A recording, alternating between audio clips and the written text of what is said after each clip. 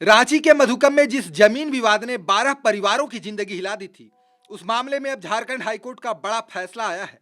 Bulldozer चले, घर टूटे, महिलाएं और बच्चे फूट फूट कर रोए। किसी के घर शादी थी तो कोई बीमारी से जूझ रहा था। अब कोर्ट ने इस पूरे मामले पर क्या कहा? क्या इससे गैर आदिवासियों के लिए सीएनटी जमीन का रास्ता खुल गया है? और क्या पैसा लेकर समझौता करने के बाद फिर कोर्ट का दरवाजा खटखटाया जा सकता है? आइए आसान भाषा में समझते हैं। मधुकम का यह मामला सिर्फ 45 डिसमिल जमीन का नहीं है, बल्कि 12 परिवारों के आशियाने का था।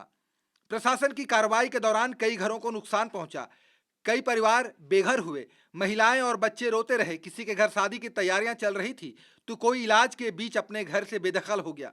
बच्चों की पढ़ाई तक प्रभावित हुई। इसी कार्रवाई को लेकर मामला हाईकोर्ट पहुंचा। महादेव उरांव का दावा था कि यह जमीन उन्हें सीएनटी एक्ट की धारा 71 के तहत वापस मिली थी। इसी आधार पर उन्होंने कब्जा दिलाने की मांग की थी।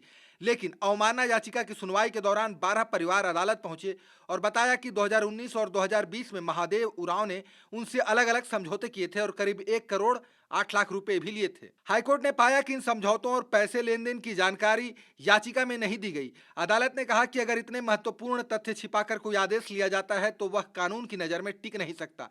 कोर्ट ने 2024 के आदेश को शून्य माना और महादेव उरांव पर 12 लाख रुपए का जुर्माना लगाते हुए 12 परिवारों को 1-1 लाख रुपए देने का निर्देश दिया। सुनवाई के दौरान महादेव उरांव ने कहा कि समझौते दबाव में हुए थे, लेकिन कोर्ट ने पूछा कि अगर ऐसा था तो उसके खिलाफ कानूनी कार्रवाई क्यों नहीं की गई।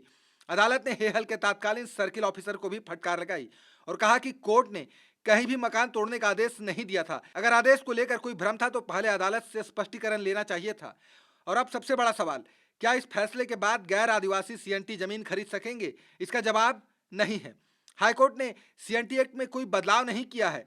यह फैसला सिर्फ एक बात पर आधारित है कि अदालत के सामने कोई भी पक्ष महत्वपूर्ण तथ्य छिपाकर राहत नहीं ले सकता। यानी फैसला जमीन बेचने या खरीदने की वैधता पर नहीं, बल्कि तथ्यों को छिपाने और न्यायिक प्रक्रिया के दुरुपयोग पर है। मधुकम के 12 परिवारों को फिलहाल बड़ी राहत जरूर मिली है, लेकिन इस फैसले ने एक और संदेश साफ कर दिया है। अदालत से न्याय पाने के लिए पूरी सच्चाई बतानी होगी। अगर तथ्य छिपाए जाएंगे तो सबसे मजबूत मामला भी कमजोर पड़ सकता है। अब देखना होगा कि इस फैसले को आगे चुनौती दी जाती है या यही आने वाले जमीन विवादों में एक नई मिसाल बनेगा।